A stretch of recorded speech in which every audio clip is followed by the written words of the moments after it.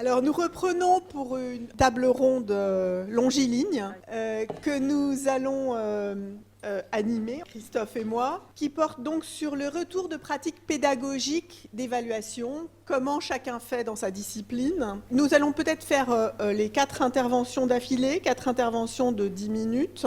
On donnera la parole ensuite à la fois à la salle et aux intervenants s'ils veulent débattre entre eux. Je vais d'abord donner la parole à Sylvie Faure, qui est responsable de la formation dans la licence SHIFT. SHIFT, ça signifie STAPS hybride, interuniversitaire, flexible et tutoré. Voilà. et à sa collègue Emeline Bonin, qui est ingénieure pédagogique, donc dans la même UFR de STAPS à l'Université de Grenoble. Mesdames, on vous écoute. Bonjour à tous, donc Sylvie Faure, merci beaucoup pour cette invitation pour une table ronde sur un échange de pratiques. Alors en fait, je ne sais pas si c'est un échange de pratiques, je pense que ça va plutôt un échange de questionnement, mais bon, allons-y. Ce matin, sur les premières interventions, et je remercie les 2 intervenants parce qu'il y a plein de points sur lesquels j'aimerais rebondir. On a beaucoup parlé d'IA et le lien avec l'évaluation.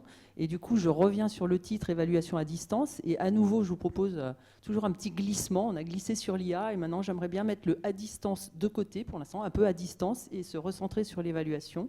Parce que je pense que c'est d'abord par ça qu'il faut commencer et que le à distance, c'est finalement qu'un format. On parlait tout à l'heure de c'est un outil technique peut-être avec le questionnement que ça peut avoir. Donc, pour nous, puisqu'on échange de pratiques, je vous signale, en fait, ça tombait bien, cette journée FIED. On a eu, dans le contexte de cette licence hybride que j'ai essayé d'organiser, on a fait une réunion de crise avec nos étudiants. Nos étudiants, c'est 250 étudiants, pour vous donner un ordre de grandeur. En janvier, là, 2026, excusez-moi, je vais trop vite dans le temps. Je sais que le temps passe vite, mais quand même. Parce que, donc, quelques cas de fraude avérés, hein, enfin voilà, on a discuté de comment on pouvait attester de cette fraude-là, des cas de fraude avérés qu'on a fait remonter en commission disciplinaire. On s'est rendu compte que finalement, ça fragilisait le dispositif de la licence SHIFT au niveau de ce vers quoi il tend, l'inclusivité d'étudiants à forte contrainte, la flexibilité dont ils ont besoin, l'accompagnement que ça nécessite. Et le but, c'était que ces quelques cas ne fassent pas s'écrouler le truc qu'on met quand même depuis quelques temps, qu'on essaie de faire monter pour que ça tourne. Et donc, on a fait notre réunion de crise, on a fait nos enseignants, on a fait nos gros yeux, on a été un peu comme ça, quoi. Et puis après, on s'est dit, mais en fait, on a peut-être surréagi. Et est-ce qu'on ne va pas tomber dans le risque d'être sur un mode défensif, en fait, et de se dire, oui, il faut absolument qu'on évite la tri. Bien sûr, il faut l'éviter, hein. Mais est-ce qu'il ne faut pas dépasser juste cette question-là ? Et donc, on a essayé de réfléchir, on a fait des réunions entre enseignants, etc. Et l'idée, c'était de changer de focale et plutôt de se poser la question. C'est pour ça que je vous dis, recentrons-nous sur le problème de l'évaluation, avant l'évaluation à distance, et de se poser la question comment mieux et réellement évaluer ce qu'on voulait évaluer à la base. Et quand on est à distance, je dirais presque, ça arriverait dans un second temps. Mais il faudra le prendre en compte quand même. Alors, pour ça, l'objectif, il est clair, c'est de garantir la qualité de la formation dans son format hybride, puisqu'on est forcément dans un format hybride en ce qui nous concerne. Se battre contre cette idée-là, que le à distance serait quelque chose au rabais, et là je mets et l'enseignement et l'évaluation. Et pour nous, c'est hyper important de promouvoir et de défendre ce type de formation parce que si on a pas mal d'étudiants dans cette formation, c'est qu'on répond à un besoin. Donc, il ne faut pas lâcher là-dessus. Ça, c'est important. Le fait que toutes les modalités d'évaluation qu'on a en présentiel, on peut les mettre, on peut les organiser à distance. Enfin, je veux dire, les outils existent, il n'y a pas trop de soucis là-dessus. Et que quand on parle du à distance, tout à l'heure, ce matin, ça a bien été évoqué, dans l'évaluation classique qu'on appelle à présence, quand on demande un rendu de dossier, finalement, c'est du à distance déjà. Donc, il y a de l'hybridation de fait. On ne peut pas opposer le à distance et le à présence. Excusez-moi, tiens, je viens d'inventer quelque chose.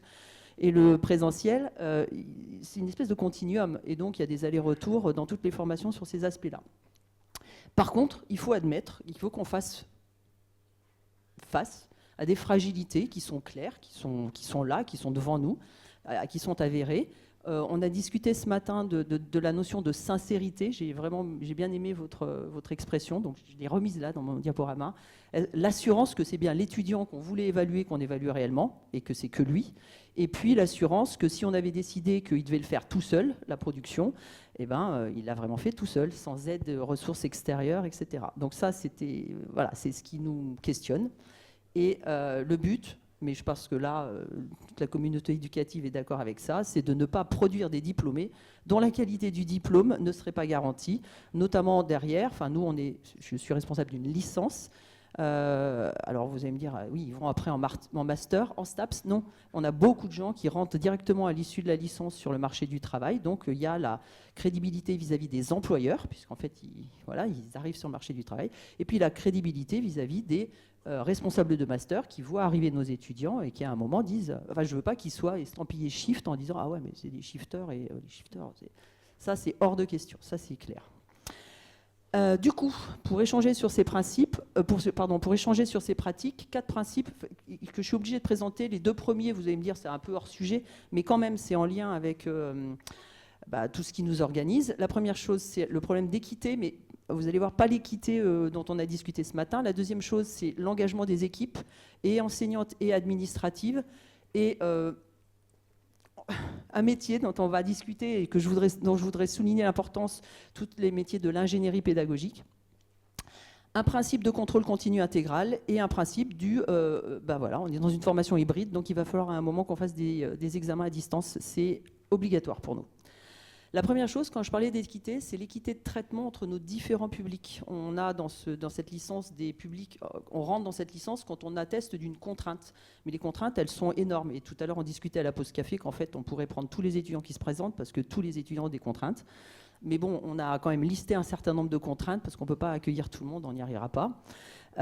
Et donc, ils ont tous un point commun, ils sont contraints, ils sont sur un double projet, mais en fait, il y a une très grande variété de publics. Et si pareil, je vais sur un espèce de continuum, on a ce qu'on appelle nos petits L1, vous savez, les sortants bacheliers qui arrivent et qui commencent des études à l'université, et on a une très très forte proportion de formation continue, c'est-à-dire des gens qui sont déjà dans la vie active et qui sont soit dans une reprise d'études, soit pour monter en compétences, soit dans une reprise d'études parce que ils aiment moins bien leur métier qu'au démarrage et ils veulent repartir dans un métier, dans les métiers du sport. Et on a vraiment eu ce problème-là quand on a fait notre réunion de crise. Au début, quand on a surréagi peut-être un petit peu, on a dit oui, on va convoquer toutes les formations initiales, on va leur monter les bretelles, on va les brasser, ils vont comprendre ce qui va leur arriver. Puis après, on s'est dit mais pourquoi que eux quoi? Donc parce qu'en fait, pourquoi les formations continues ne tricheraient pas non plus? On était parti un petit peu sur un jugement un peu hâtif. Donc on a dit ne pas stigmatiser nos petits L1, ça c'est vraiment très très important, mais en même temps ne pas pénaliser ces fameux étudiants de formation continue qui viennent vraiment chercher une montée en compétences ou une possibilité d'accéder en master, puisqu'il y avait cette idée-là aussi. Il y a des gens qui visent cette poursuite d'études. Donc ça, c'est très, très important. Ça, c'était la première chose. Donc une convocation très solennelle de la directrice qui les convoquait à une réunion de crise. On l'avait intitulé comme ça, avec l'ingénieur pédagogique, les enseignants, les coordonnateurs, puisqu'ils sont suivis par des coordonnateurs. Donc ça, c'était le premier point très important.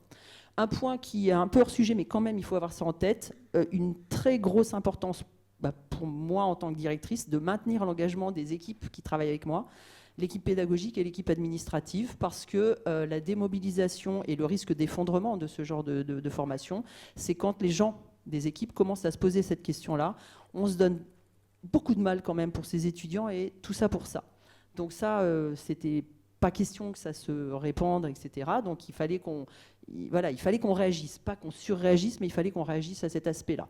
Alors je passe là-dessus, c'est vraiment une réelle complexité de gérer ces populations à forte contrainte, en double projet, etc. Bon, il y a des actions à mener, on pourra en discuter éventuellement, je passe.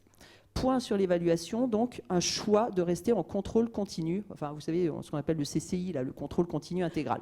Ça c'est un point de départ, un principe qui nous organise dès le démarrage. Alors pourquoi ?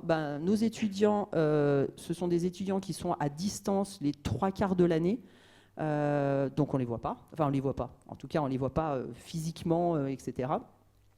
on a une grosse masse, comme toute l'université, une grosse masse d'étudiants qui sont en L1, qui sont quand même des populations dites, quand je dis fragiles, c'est pas facile de devenir étudiant, et en plus, c'est pas facile de devenir étudiant à distance quand on sort du lycée. D'accord ? Donc voilà, on se dit qu'il faut faire attention à cette population-là. Et donc, on a dit on a besoin d'examens réguliers nécessaires pour déjà évaluer, mais quand je dis évaluer, qu'on les évalue, mais qu'eux aussi évaluent, est-ce que je suis dans les rails, est-ce que je suis à jour, est-ce que je suis au rythme qui est demandé, etc. Et puis, on utilise aussi ces examens, ce qu'on appelle comme détecteurs de fumée, puisque donc c'est le T de Shift, un tutoré, ils ont un coordonnateur qui les suit. L'idée, c'est d'avoir des feedbacks assez réguliers sur... déjà, il a fait un examen, mais il a une mauvaise note, ou carrément, il n'a pas fait d'examen, il était absent. Où est-ce qu'il est ? Est-ce qu'il n'est pas en train de décrocher ? Donc, on a besoin de ces petits temps-là de vérification. Donc, un choix fort de rester sur du contrôle continu intégral. Donc, la conséquence... Alors, donc, il faut que j'aille beaucoup plus vite. La conséquence, pas d'examens finaux, terminaux, parce que de toute façon, ils ne seraient jamais disponibles en même temps. Vous fixez une date, ils ne sont pas là. Ils sont en compétition, ils sont partis, ils sont là, etc. Un calendrier pédagogique qui va borner les échéances, puisque ce sont des sportifs, donc vous savez, les problèmes de planification, ils connaissent normalement. Donc on leur donne une échéance compétitive, ils ont une saison pour préparer. Là, on leur donne des échéances d'examen et puis ils ont des temps pour préparer. Et puis, faire évoluer le CCI. Alors, on adore les jeux de mots dans Shift, vous avez compris, avec le nom de Shift déjà. Donc, faire évoluer le CCI, contrôle continu intégral, en petit contrôle continu avec des contrôles continus intégratifs. C'est le deuxième version de I. Donc, je vais essayer d'expliquer un petit peu en quoi ça consiste. L'idée, c'était de jouer sur les rapports. On a parlé encore ce matin là, des pourcentages, des poids qu'on pouvait donner dans les différentes modalités d'évaluation. Et de jouer de conserver ces petits CC dont on a besoin pour faire les détecteurs de fumée, mais leur attribuer un pourcentage pas énorme, on va dire, dans la note totale de l'UE, et puis un pourcentage beaucoup plus important sur des contrôles continus qu'on appelle intégratifs. D'ailleurs, on ne sait jamais intégratif, intégrateur, je ne sais pas. Et organiser nos règlements des études à ce niveau-là. Donc ça, c'était un point de départ. Maintenir la majorité, pas tous, mais la majorité de nos examens à distance, parce qu'en fait, ils ne sont pas là, nos étudiants, et il y en a qui sont même à l'étranger, donc il y a du décalage horaire, il y a des choses comme ça. Et surtout, il fallait qu'on reste en cohérence avec la recherche de flexibilité qu'ils sont venus trouver dans cette formation. C'est-à-dire, en fait, faire des examens un petit peu au moment où ils sont libres. Et quand vous faites un truc à distance et qu'il y a de la surveillance, forcément, il faut fixer un créneau avec un surveillant. Et là, ça ne marche plus, la flexibilité. Et donc, ils ne sont pas là. Donc, c'est un petit peu compliqué. Les actions, donc, c'était ce qu'on a choisi de faire, c'était d'adapter le niveau de surveillance justement en fonction du type d'examen, en conservant les formats qu'on appelle les formats lourds pour ces examens intégratifs, donc des examens sur un créneau dédié avec de la surveillance, etc.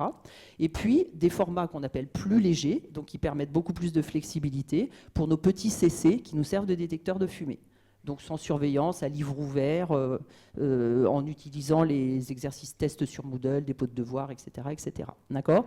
Et sur les modalités de surveillance, donc on pourra en discuter. On avait mis au point pour notre petit système, et donc on utilise un des outils, donc je vais beaucoup plus vite, qui s'appelle SEB. Ceux qui utilisent Moodle doivent connaître. Alors, clairement, une position qu'on a dans cette licence-là, donc c'est surveiller, ok, à des moments, il faudra qu'on surveille, mais sans escalade technologique. Et là, c'est le problème de nos étudiants. Les étudiants, quand on les surveille, ça les stresse. Quand on dit qu'on les surveille avec des vignettes, avec de l'IA, etc., ça les stresse encore plus. Et il y a aussi des problèmes qui sont des problèmes techniques. On en a rencontré plein, même pour SEB, même pour l'installation de Safe Exam Browser. Il y avait des problèmes d'ordinateur, donc ils sont encore plus stressés. Et puis après, il y a Emeline pourra vous en parler. Et après, il y a toujours cette idée de ne pas être dans l'escalade de quelque chose de plus en plus intrusif, etc. Donc les actions. Un mantra, s'il y a un problème. Non, c'est ensemble. Voilà. Je parle tout le temps. Voilà. Et Emeline, elle essaie de résoudre les problèmes derrière moi. Et donc, un mantra pour rassurer les étudiants, il y a un problème technique, c'est pas grave, on trouvera une solution. Ça, c'est vraiment le truc qu'on pense leur temps à répéter. Une distinction entre ce qu'on a appelé l'espace de travail à distance, vous savez, les vignettes Zoom, machin, enfin nous c'est Zoom, et l'espace d'examen, qui différencie clairement cet aspect-là, avec une charte des examens écrite et standardisée. L'erreur qu'on avait faite, c'est qu'en fait, on avait fait une espèce de charte d'examen, et en fait, chaque enseignant se l'appropriait et faisait sa méthodologie. Et en fait, les étudiants étaient perdus. Donc on a dit, on change tout, maintenant c'est celle-là, et ce n'est pas une autre, et c'est la même pour tout le monde. Donc c'est beaucoup plus simple. Et une reconfiguration pour en discuter de comment il faut placer les étudiants pour bien les surveiller quand on est à distance. On a nos petites idées là-dessus avec notre expérience. On a développé une équipe de surveillants, donc ça aussi c'est un choix, donc c'est un investissement financier. Recruter des surveillants qu'on a donc formés, équipés, expliqués, etc. Bref. Qui font de la surveillance à distance pour nous, qui nous aident sur ces aspects-là, d'accord.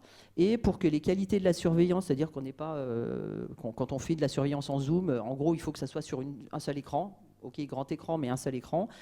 Donc il faut 12 maximum, enfin moins le surveillant, personnes qui font. Donc bien évidemment, quand on a 250 étudiants, ça veut dire qu'il faut faire plusieurs sessions, donc il faut plusieurs surveillants, et donc il nous fallait un peu de ressources humaines sur ces aspects-là. Et donc on a recruté des gens, et on a aussi passé des partenariats, on va dire, avec nos partenaires de cette licence hybride, notamment les campus connectés, qui ont répondu hyper favorablement, hyper rapidement à ça, et donc je les remercierai jamais assez. Ils nous ont dit, ok, pas de souci, on vous décharge. D'accord, ok.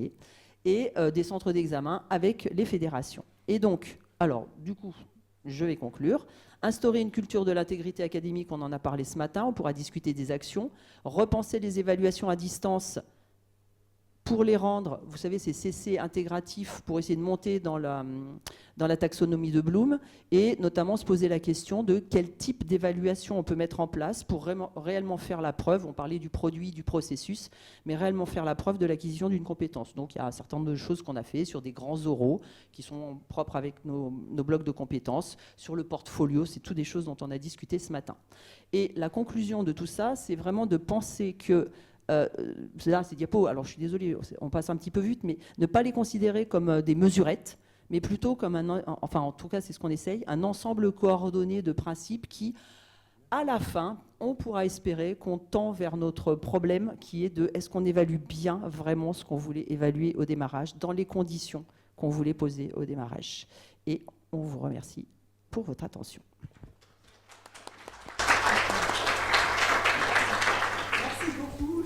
Il n'y a pas de souci. Peu de temps pour ces mesures passionnantes justement et qu'on espère pouvoir développer dans la discussion ensuite.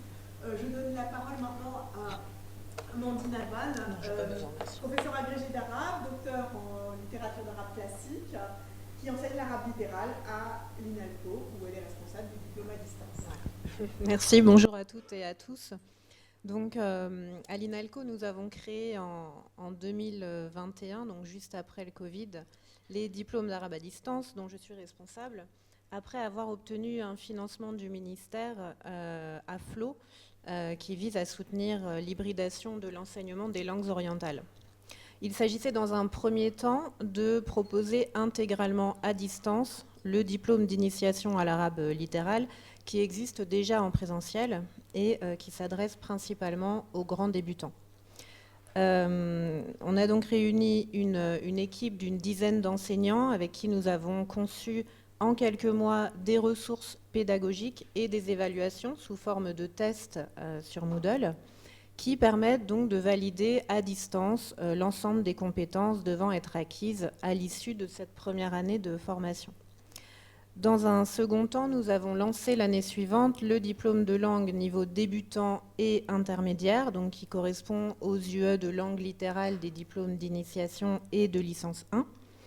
Puis, dans un troisième temps, donc l'année suivante, le diplôme de niveau avancé, qui correspond au niveau de langue de la L2 et qui est désormais scindé en deux diplômes différents, donc le niveau avancé et le niveau perfectionnement, qu'on va ouvrir à la rentrée prochaine, normalement.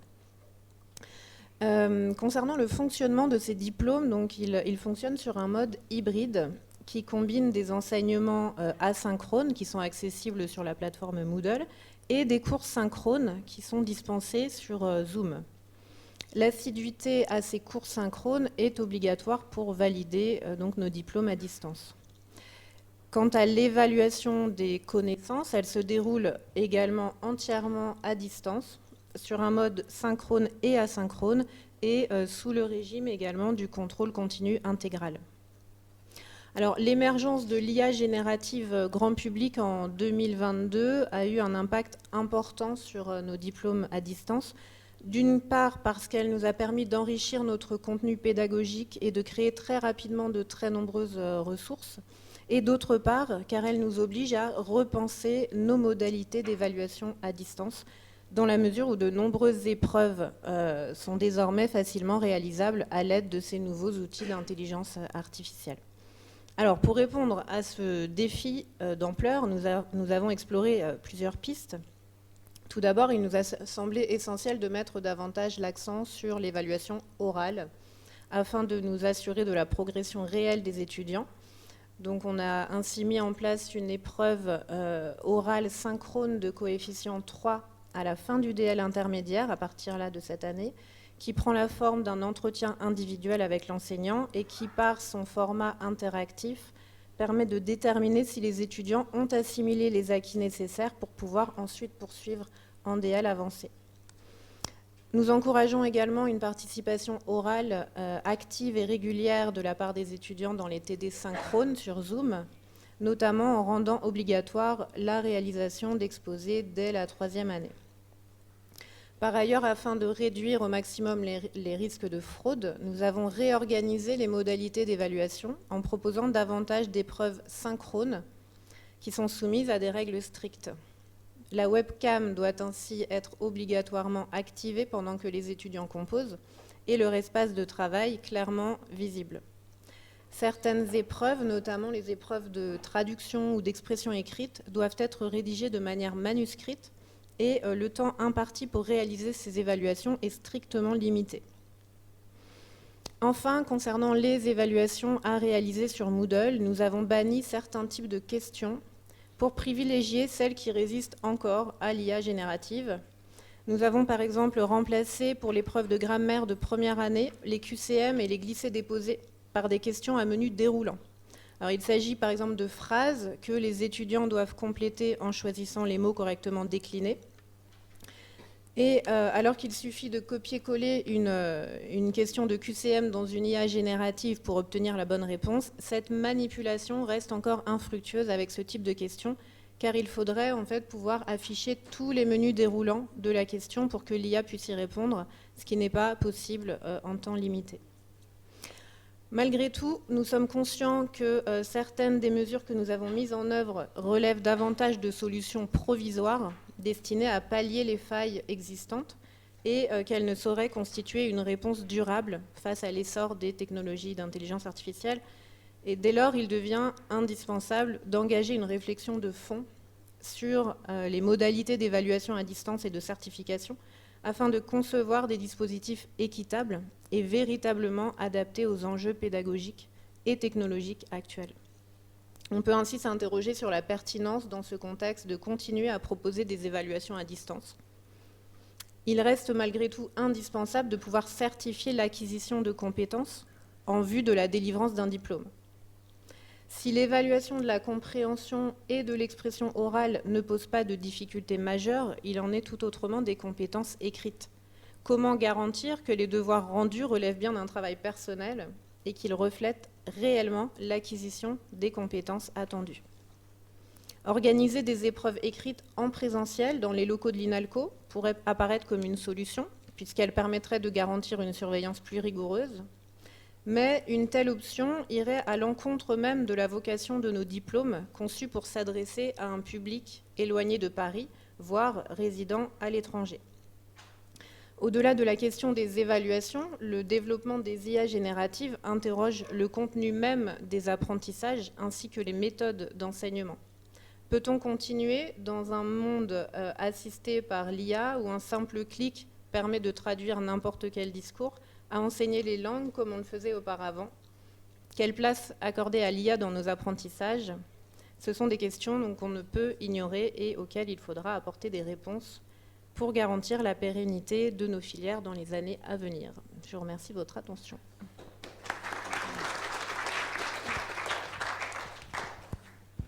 Merci beaucoup. Vous nous envoyez des questions, mais on vous posait les questions pour essayer d'avoir des réponses, mais je crois qu'on n'avance pas trop là.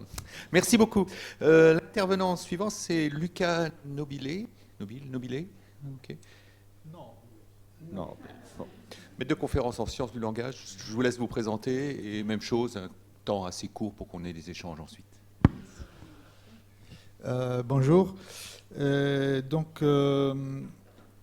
m'appelle Luca Nobile et je suis responsable du master langage et cognition dans la société de l'information à l'UFR de lettres et philosophie, ainsi que responsable de l'axe IA et enjeux sociétaux du pôle IA interdisciplinaire de l'Université Bourgogne-Europe.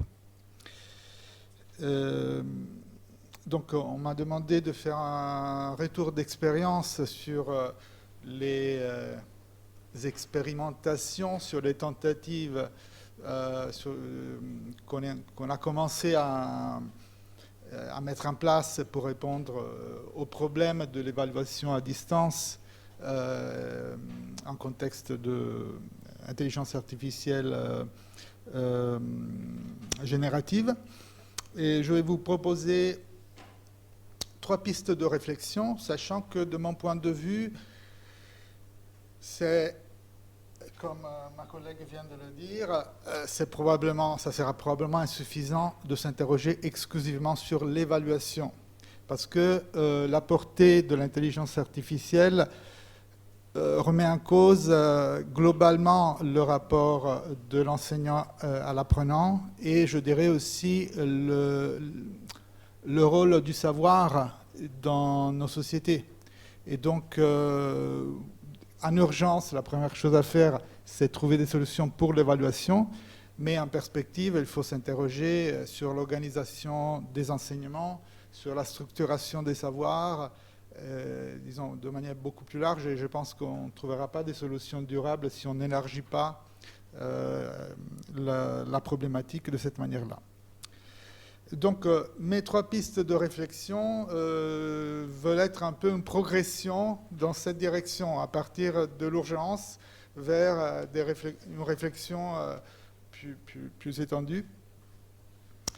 Et donc, en ce qui concerne l'urgence, évidemment, la première solution qu'on a essayé de mettre en place pour notre master à distance était l'évaluation orale. Donc, transformer un certain nombre, là où c'était possible, les examens qui étaient des examens écrits, voire même sur dossier, c'est-à-dire à faire à la maison, en examens oraux, en visio, à distance. Et l'intérêt, évidemment, de ce type d'évaluation, c'est qu'elle empêche la rédaction automatique de contenu écrit par l'IA. Mais pour un master de sciences du langage, il y a aussi un autre intérêt, qui est le fait d'entraîner les étudiants à la communication orale dans un contexte social dans lequel les communications orales deviennent de plus en plus importantes. À partir de 2007, avec le développement des smartphones, et l'explosion a eu lieu en 2020 avec le Covid, nous voyons que l'audiovisuel numérique, la visio, est devenu un outil de travail, et cela dans tous les domaines. Donc, en fait, on est passé d'une culture qui était largement basée sur l'écrit pour les communications professionnelles à, au bout de 10 ans, 15 ans, à une société qui est largement basée sur l'oral. Donc le fait de transformer les évaluations écrites en évaluation orale présente aussi un intérêt d'un point de vue pédagogique, parce on peut y travailler pour initier les étudiants à maîtriser la communication orale, notamment en visio.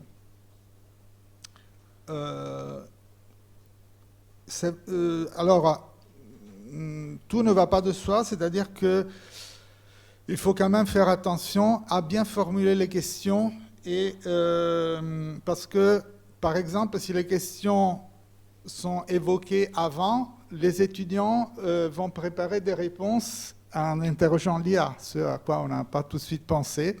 Ils nous ont demandé de leur donner des idées pour les questions qu'on allait leur poser, et certains d'entre eux, ils avaient préparé la réponse en interrogeant auparavant l'IA. Mais de ce point de vue-là, généralement, les réponses de l'IA sont assez généralistes, peu spécifiques par rapport au contenu du cours. Donc, il faut penser à formuler des questions très spécifiques, très pointues, très liées au quantitatif et aux données présentées dans les cours. Et après, probablement, il va falloir trouver la manière de, je ne sais pas, demander aux étudiants de rendre visible leurs mains pour être sûr qu'ils ne tapent pas la question à l'écran pendant qu'on les interroge. Alors, deuxième piste de réflexion concerne la possibilité de faire évaluer aussi des évaluations écrites. Notamment en intégrant une utilisation ciblée et contrôlée des modèles de langage, des IA, dans la consigne de l'examen. C'est-à-dire aller au-delà de la question de comment éviter que les étudiants utilisent l'IA, mais au contraire, intégrer l'utilisation de l'IA dans la consigne. Demander dans la consigne de faire une utilisation particulière de l'IA, spécifique. Là-dessus, on a tenté plusieurs choses.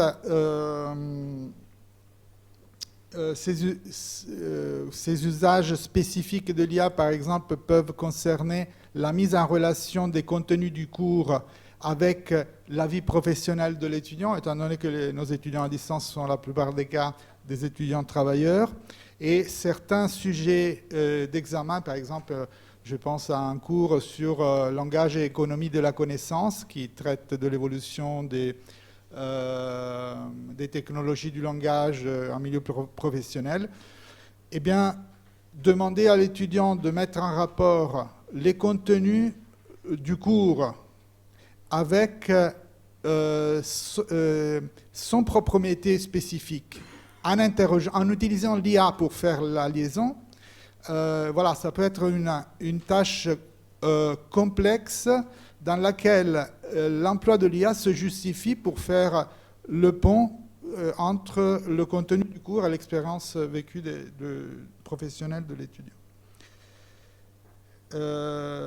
Plus en général, on peut penser à des consignes qui demandent d'aller au-delà du contenu du cours, par exemple de partir d'une problématique que dans le cours est seulement posée pour développer une sorte de recherche, surtout en master. Et à ce moment-là, l'évaluation devient une évaluation des stratégies d'interrogation de l'IA que l'étudiant a mis en place. Par exemple, quels sont les prompts qu'il a développés, quelle est la stratégie d'interrogation de l'IA qu'il a mis en place,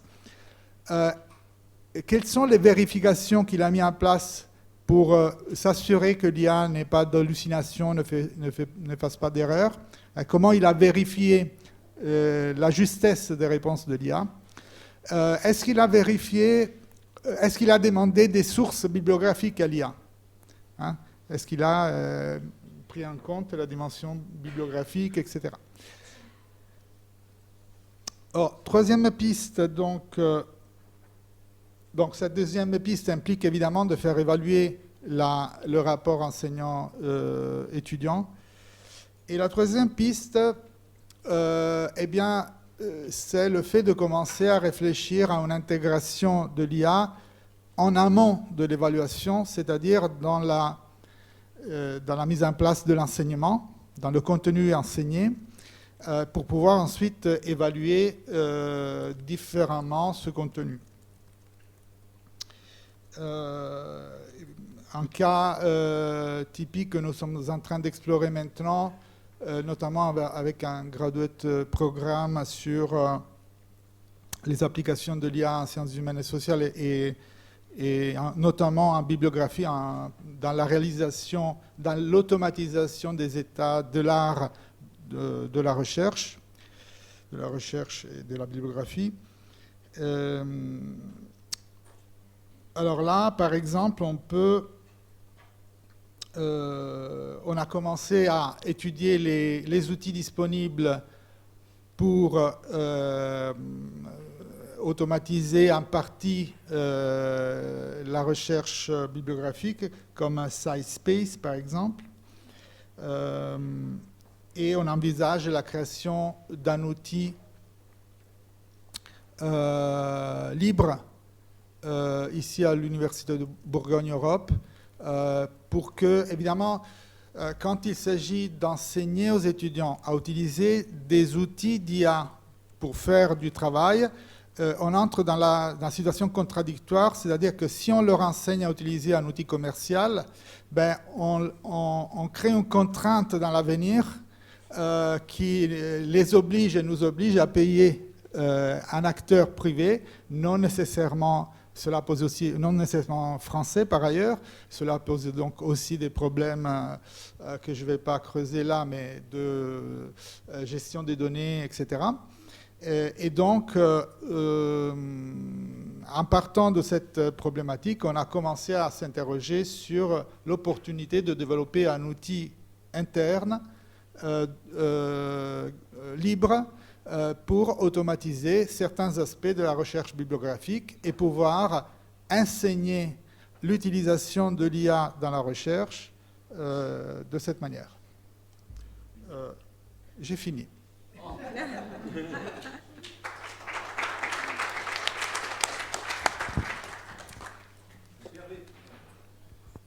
Merci beaucoup.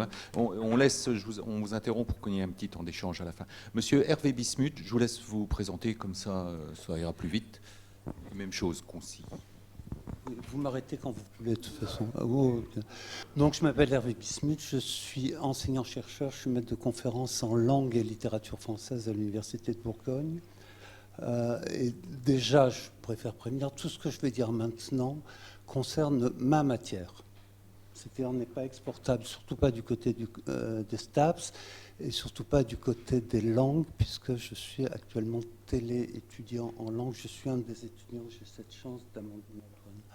Donc, je suis prof essentiellement de téléenseignement. Je suis aussi un produit, pour moi ça compte, y compris dans ce que je vais dire, un produit du téléenseignement. C'est là où j'ai commencé mes études il y a un peu plus de 35 ans. Et j'ai eu d'excellents professeurs à Aix-en-Provence. La preuve, c'est que je suis là où je suis. Alors, donc on fait de l'EAD. L'EAD, c'est pas, contrairement à ce que croit notre président, qui s'est jamais intéressé à ce qu'on faisait, c'est pas le numérique qui fait l'EAD. Je pense qu'on est d'accord. C'est même pas le fait que nos étudiants sont à distance. C'est déjà le fait que dans le cadre d'un diplôme national, nos étudiants sont des étudiants dérogatoires. Diplôme national, ce n'est pas la même chose que les diplômes de langue de l'INALCO ou les diplômes universitaires. On vient acquérir une formation professionnelle supplémentaire. Voilà. C'est une formation entière. Voilà. Et à ce moment-là, nos étudiants sont dérogatoires. Pourquoi ils sont dérogatoires? Parce que s'ils ne l'étaient pas, normalement, la place d'un étudiant, c'est sur le campus avec contrôle continu. Donc ils sont dérogatoires pour des tas de raisons. Il y en a qui sont en prison, il y en a qui sont malades, il y en a qui sont à l'étranger, il y en a qui sont non pas à l'étranger en France, mais en France de l'autre côté de la planète. Il y a le gros paquet très dominant, à peu près 2/3, c'est le cas à chaque fois qu'on fait un sondage interne. Les 2/3 des étudiants de lettres à distance, et ça n'a pas changé depuis la fin des années 80, ont entre 30 et 40 ans. Et ont des obligations professionnelles et c'est surtout très souvent et familiales. Et évidemment, ce sont, des tas de raisons, c'est des lettres, etc. Ce sont à peu près 7 à 8 femmes pour 10 étudiants. Donc rien n'a changé, on est dans des situations où des gens font leurs études au milieu des factures à payer, des enfants qu'il faut mettre dans le congélateur pendant les examens, au milieu de des professionnels, etc. Donc d'abord, je voudrais parler de cette chose qui angoisse tout le monde depuis 2-3 ans, qui finalement est l'objet central de cette journée, c'est l'intelligence artificielle. Encore une fois, je parle pour ma matière. L'intelligence artificielle, d'abord, ce que je trouve dommage, c'est que tout le monde focalise tout d'un coup sur quoi? Sur la triche aux examens, alors que la chose qui me dérange le plus dans l'intelligence artificielle, c'est le fait, comme on dit à Marseille, que ça détronche la tête. Ça rend crétin. Ça, il y a quelqu'un, excusez-moi, je ne me rappelle plus votre nom, mais la personne ce matin qui a parlé d'effort, il y a effectivement un effort à l'apprentissage, et un effort avec tout ce qu'il y a autour, c'est-à-dire le stress, l'envie, le découragement, le fait d'en vouloir, et tout ça, ça fait partie de l'apprentissage. Bon. Et la réponse immédiate de l'intelligence artificielle, c'est tout ça qui s'en va, et c'est toute la compétence d'apprentissage. Je ne parle pas seulement d'apprentissage des études, mais d'apprentissage de la vie, d'apprentissage des autres, etc. En fait, pour mieux parler qu'en marseillais, c'est le déficit cognitif. Ça, c'est la première chose. La deuxième chose, c'est que l'intelligence artificielle, même si on en fait tout un fromage, je dis bien que je parle pour ma discipline. C'est que dans ma discipline, les profs qui jouent le jeu réellement, c'est-à-dire qu'ils font leur métier dans la formation, dans le fait de proposer des sujets. Oui, c'est toujours sur moi que ça tombe. Dans la formation, dans le fait de proposer des sujets, dans le fait surtout de corriger, enfin, je veux dire, réellement dans ce qu'on a à corriger, je suis désolé, mais moi, je n'ai rien à craindre de l'intelligence artificielle. J'en parle régulièrement à mes collègues, je leur dis que je n'ai rien à craindre. Ce n'est pas seulement à cause des hallucinations, l'intelligence artificielle, et les hallucinations dans les dissertations littéraires, c'est réjouissant. Ce n'est pas seulement ça, c'est que même quand il n'y a pas d'hallucination, une intelligence artificielle, à l'heure actuelle, elle sera peut-être plus tard, quand on aura épuisé toutes les rivières, est incapable de répondre à une question précise sur un ouvrage précis ou sur un texte précis en illustrant une argumentation, en se servant du texte, à partir du texte, tout en manipulant le métalangage, parce qu'on en a aussi en lettres, qu'on est censé savoir manipuler. Je n'ai jamais vu ça. Je donne, plutôt que de donner des exemples, je préfère donner le seul contre-exemple. C'est un collègue qui partageait une classe avec moi, donc j'ai pu voir, on s'est partagé les copies, j'ai pu voir une copie qu'il a corrigée, je suis allé voir, parce que la fille, je l'avais dans 2 autres cours, j'ai très bien vu ce qu'elle avait fait. Je lui ai dit, pourquoi tu as mis 13 alors que c'était ponctué de « c'est bien, mais c'est trop général, c'est bien, mais il faudrait des exemples, c'est bien, mais vous ne démontrez pas ». Et je lui ai dit, pourquoi tu as mis 13 ?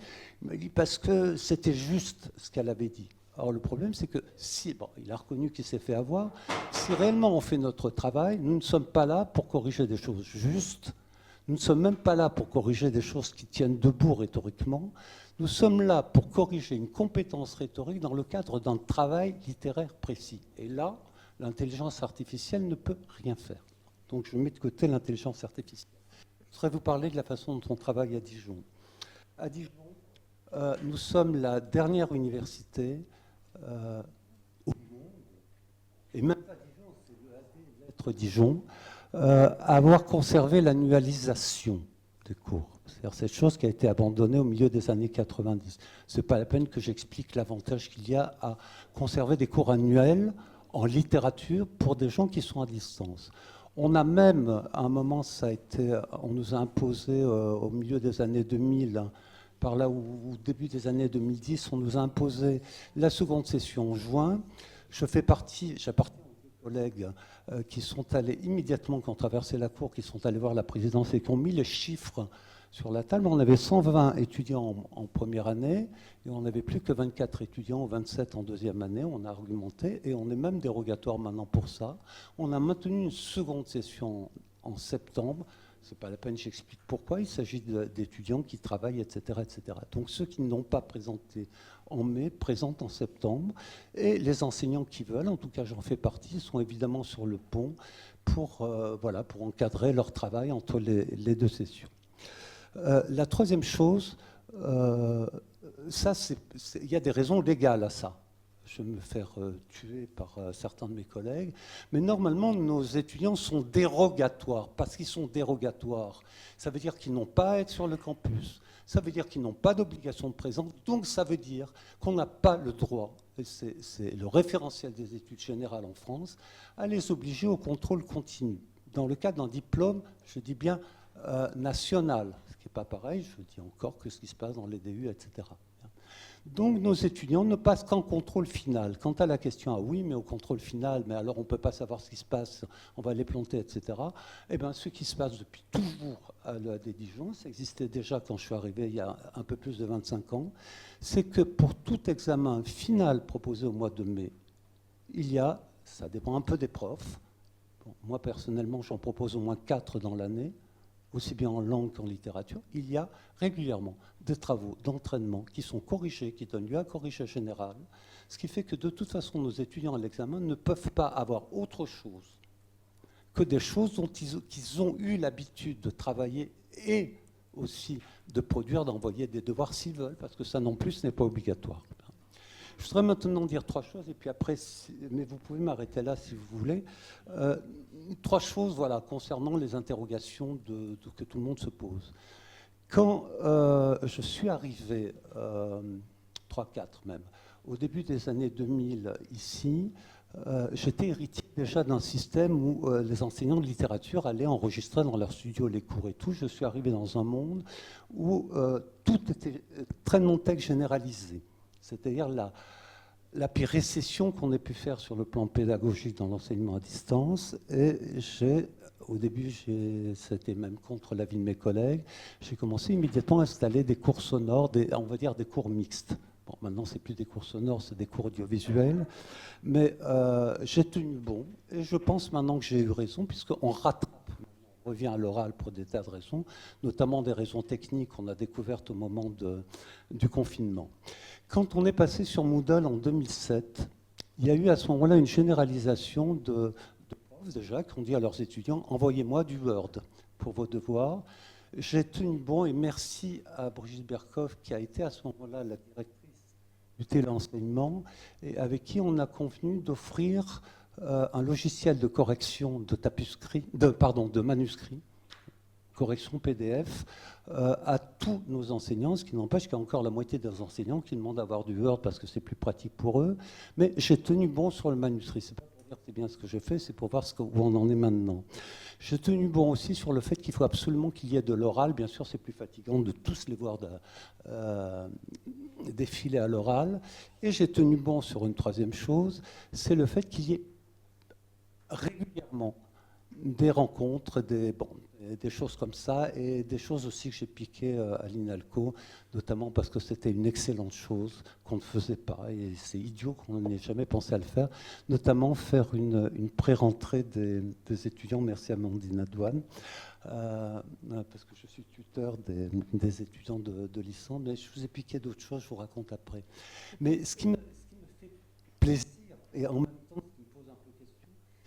ces questions-là, il faut de l'oral, il faut revenir au manuscrit. Maintenant, les collègues sont en train de dire il faut revenir au manuscrit, il faut de l'oral, il faut revenir aux examens en présence. Alors que j'étais contre le fait que tout d'un coup, on ait décidé après le confinement que les examens se passeraient à la maison. Je connais très bien les problèmes logistiques, les problèmes de... voilà, j'ai été moi aussi téléétudiant, je sais très bien ce que ça coûte, y compris en fric, d'aller présenter des examens dans une salle surveillée, protégée, etc.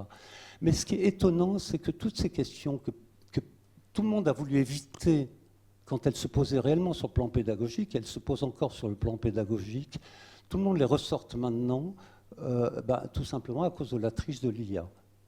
Mais si la crainte des enseignants par rapport à l'IA, ça pouvait conduire effectivement à ce qu'on développe l'oral qui n'est même pas développé à l'université en présence, parce que quand un prof est seul face à 300 personnes, c'est plus simple.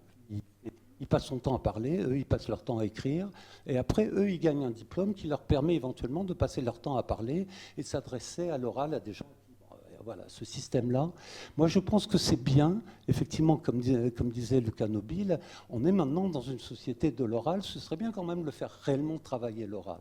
Je pense que ce serait bien de reposer sérieusement, d'affronter le problème avec toute la logistique à mettre en place, à remettre en place, à travailler, au moins réfléchir sur la question des examens en présence. Examen en présence, ça ne veut pas dire forcément aller à Paris passer son examen, mais ça veut dire un examen surveillé, quoi. Au moins ça. Et je pense que c'est bien aussi de réencourager le manuscrit. Il y a une énorme hypocrisie par rapport au tapuscrit. Le truc où on met des tablettes dans les collèges et tout. Où avez-vous vu, à quel moment est-ce qu'on apprend à des gens à se servir d'un clavier ? Moi, je suis assez vieux pour connaître des gens autour de moi qui tapent à petits doigts parce qu'ils ont fait l'école Pigier. Ouais. Je ne sais pas si vous voyez l'âge que j'ai. Bon. Voilà, mais sinon, quoi ? Moi, je tape avec 6 doigts et il paraît que je suis un grand pro. Donc, on ne sait pas déjà taper, on ne sait pas saisir. D'abord, c'est saisir qu'il faudrait dire. Et ensuite, il y a une grande hypocrisie parce que tous les examens, tous les concours, partout, sont des concours manuscrits. C'est nous qui corrigeons numériquement. On corrige numériquement la grecque, le bac, le CAPES, etc., etc. Mais les gens qui passent ces concours, eux, s'expriment toujours en manuscrit. Voilà. Ben, j'espère que ces questions-là, l'oral, l'examen, le manuscrit et tout, eh ben, ce qui se passe, plutôt que d'avoir peur de l'IA, ça peut être une bonne raison de mettre ça sérieusement sur la table, mais pour des raisons pédagogiques et pas pour des craintes de triche. J'espère ne pas avoir été trop long. Je vous remercie.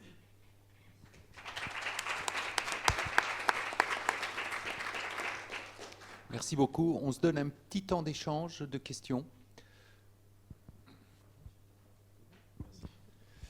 Merci beaucoup pour toutes ces présentations. Alors, c'est 2 remarques. Vous pouvez me donner votre avis sur ces questions-là, mais sur la question de l'évaluation sous forme d'oral en visioconférence, je trouve la thématique très intéressante. Mais l'IA, pour moi, elle renouvelle certaines problématiques, et notamment on peut revenir sur la question de la fracture numérique qui avait été évoquée. Mais fracture et surtout inégalité, parce que le débat est ancien sur l'accès aux connexions Internet, etc. Mais avec l'IA, si je prends le problème à l'envers, enfin de l'autre côté, j'allais dire, de l'étudiant qui aurait les moyens, et je l'ai vu, c'est pour ça que j'en parle. Lucas, tu mentionnais le fait de montrer les mains. Effectivement, on sent qu'on veut éviter la saisie de la question pour visualiser la réponse. Le problème, c'est qu'aujourd'hui, un étudiant qui aurait la place un peu moyen, il prend un double écran. Et même un logiciel de détection, il détecterait le premier écran, et puis l'autre détection en reconnaissance vocale, et dès que la question a été prononcée, alors soit il est malin, il répète la question, soit le logiciel l'a déjà détecté. Donc c'est vrai je ne sais pas quels sont les moyens qu'on peut mettre en place au bout d'un moment face à un niveau, niveau technologique de triche. C'était juste une première réflexion. Et juste pour répondre sur la question des limites de l'IA, effectivement, aujourd'hui j'estime encore, même si on a beaucoup évolué, que sur la question du raisonnement et de la capacité à produire un vrai raisonnement, l'IA peut être limitée, mais il faut bien comprendre qu'entre 2022, arrivée de ChatGPT, et 2026, on a quand même franchi des sacrées étapes, et je peux vous dire que ce qu'on arrive à faire en ce moment avec certains collègues avec l'IA générative, on sait aujourd'hui dans notre discipline, par exemple, aujourd'hui on n'a plus besoin des juniors. Les cabinets d'avocats qui juste un senior, 20 ans d'expérience, une IA, ça remplace 20 personnes, et puis on fait le travail. Donc ça pose question sur justement l'intérêt de la formation au-delà de l'université d'ailleurs, hein, parce que ça, on se forme aussi en travaillant dans le monde professionnel. Bon, c'est juste pour amener ces deux. Je ne sais pas si vous avez un regard sur ces questions. Est-ce que quelqu'un veut réagir? Je veux bien juste réagir. Court. Ok, il m'a repéré. Alors, réagir sur les histoires de voir les mains, etc. Je pense, enfin, en tout cas, nous, on l'a vu. Hein, donc, les fraudes avérées, c'était ça. Il y a des aides, il y a des gens qui étaient derrière l'écran et qui écoutaient le truc et qui après faisaient des grands posters et l'autre était en face. Et voilà. Donc, quand je vous dis, il faut reconsidérer la façon dont on surveille. Si on décide de surveiller, il faut reconsidérer la façon dont on surveille. On ne peut pas le voir. Il faut vraiment faire une différence entre l'espace de cours et l'espace d'examen. Donc, ça, c'est quelque chose qu'on a essayé d'instaurer. Ça, c'est important. Maintenant, les techniques de triche, effectivement, elles sont faramineuses. Mais quand même, je suis désolée, les techniques à l'ancienne et en présence, elles sont toujours là. Il faut arrêter de croire que parce qu'on met des gens dans un amphi et qu'on les surveille et qu'on met trois machins qui tournent, etc., mais c'est faramineuse qui sont capables de... Mais avec des post-it, avec des choses écrites sur les cuisses, et quand on s'assoit, le collant s'étire et donc je vois la formule. Mais non, mais vous avez des enfants, discutez avec eux. Voilà. C'est exactement ce que j'allais vous dire. Moi, je suis membre de la section disciplinaire des usagers, donc la commission de discipline. On revient à la bonne feuille de pompe à l'ancienne, hein, avec des trucs super bien faits des fois, hein, avec des couleurs, des codes, etc. On dit, mais pourquoi vous êtes venu, une fois que vous avez fait ça, vous devez savoir le truc. Hein. Oui, mais j'avais peur et je stressais. Voilà. Donc, ça existe toujours et ça revient, ça fraude à ChatGPT ou le bon vieux papier qui est dans les... Voilà. Est-ce que tu veux réagir? Écoute, tu vas même conclure, je pense. Je voulais réagir brièvement sur la problématique qu'a ouverte Pierre. Oui, disons, si on veut regarder les choses vraiment en perspective, ce qui est remis en cause par les modèles de langage, c'est l'ensemble du sens du savoir en tant que savoir euh, qui représentent des états des choses, c'est-à-dire l'essentiel du savoir universitaire tel qu'il s'est constitué dans le dernier millénaire, depuis l'origine de l'université, c'est-à-dire le fait que le savoir consiste dans le fait de faire des discours ou construire des formules qui décrivent des états de fait existants dans la réalité. Ce savoir-là, faire des discours ou élaborer des formules qui décrivent des faits, ben, cela va rapidement être automatisé par l'IA. Donc la question qu'il faut commencer à se poser, c'est quels sont par contre les aspects du savoir humain qui sont plus difficiles à automatiser par l'IA. Et là, c'est très compliqué pour nous parce que justement, ça tombe hors du radar du savoir académique, pour la plupart du temps. Mais pour ceux qui commencent à y réfléchir, eh bien, c'est tout ce qui concerne, par exemple, c'est par exemple Dario Amodei de Anthropic qui a écrit des choses là-dessus et d'autres grands patrons de l'IA américaine. Ce sont par exemple toutes les dimensions qui concernent l'éthique, la sensibilité, l'introspection, les émotions, la maîtrise de soi sur le plan émotionnel. Toutes ces dimensions-là, qui ne font pas du tout ou rarement l'objet d'enseignements universitaires, vont être les aspects du savoir humain qui ne peuvent pas être remplacés par une IA.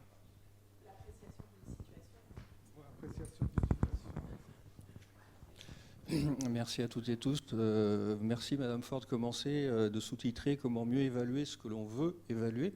Et moi, la question que je voudrais vous adresser, c'est est-ce que finalement on n'a pas tendance à évaluer ce que l'on peut évaluer, donc entre vouloir et pouvoir. Et puis, Monsieur Nobilet, dans vos trois scénarios, je me demande comment est-ce qu'on peut réaliser le 2 sans passer par le 3, c'est-à-dire évaluer, intégrer l'IA dans la consigne, mais finalement, est-ce qu'on ne change pas ce qu'on veut évaluer? Est-ce qu'on n'est pas en train d'avoir un glissement sur les compétences, les objectifs de formation, intégrer l'IA dans la formation, et qu'à ce moment-là, on peut l'utiliser dans l'évaluation?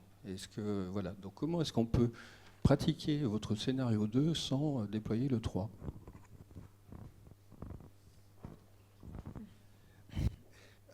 C'est vrai que pour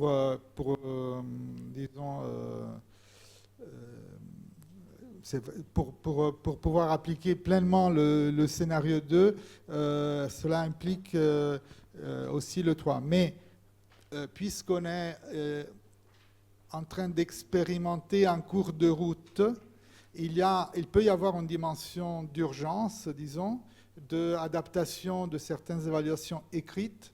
Et là-dessus, on peut déjà commencer à expérimenter des consignes dans lesquelles on permet aux étudiants d'utiliser l'IA, mais on va évaluer aussi comment ils l'utilisent sans qu'il y ait eu enseignement dans le cours sur l'utilisation de l'IA. Donc, par exemple, on peut demander dans une consigne d'utiliser l'IA pour approfondir une question qui est seulement partiellement posée par le cours, ou même pour mettre à jour, corriger des erreurs potentielles contenues dans le cours, par exemple. On peut évaluer cette capacité-là. Et ensuite, faire porter l'évaluation sur la manière dans laquelle l'étudiant spontanément utilise l'IA. Parce que les étudiants utilisent l'IA de manière très différente. Il y en a qui l'utilisent de manière plus intelligente et d'autres qui l'utilisent de manière plus passive et acritique.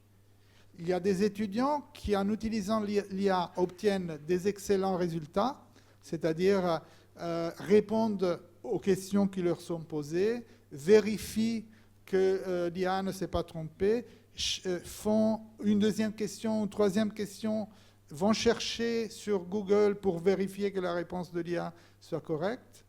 Et d'autres, par contre, qui l'utilisent de manière plus plus passives et qui obtiennent des résultats moins Juste bons. 10 secondes, Donc, c'est pour répondre à la réponse de Lucas. Non, mais ça 10 secondes. Ah, tu vas pas bouffer mes 10 secondes.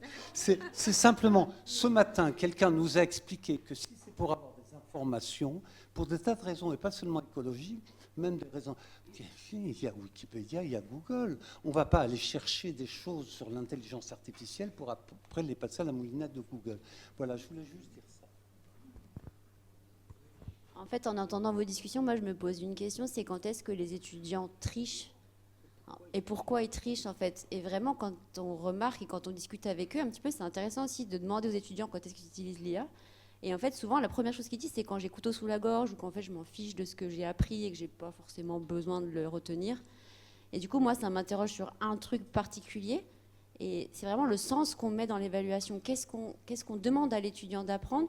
Et je pense que s'il met le sens derrière l'évaluation, l'IA, il va l'utiliser peut-être à bon escient. Et il faut lui apprendre à l'utiliser. Parce que moi, je suis dans mon quotidien, j'utilise l'IA tous les jours et je ne me le cache pas et je ne le cache pas aux étudiants non plus. Et je trouve que si on leur apprend à utiliser, on leur montre l'intérêt que ça peut avoir, mais aussi surtout les limites que ça peut avoir et à quoi ça sert d'avoir une connaissance justement derrière ça. Je pense qu'on a gagné le plus gros défi en fait. Mais pour moi, vraiment, la question que je me pose, c'est limite ce que je disais à Sylvie ce matin, c'est si je donne la licence à l'étudiant à l'entrée en licence, je lui dis « Ok, tu as ta licence ». Est-ce qu'il ne va pas changer son regard à l'évaluation? Est-ce qu'il ne va pas arrêter de tricher s'il n'a pas cette pression de la note aussi? Et puis de la sanction qui est derrière? Voilà. Voilà, moi c'est une question.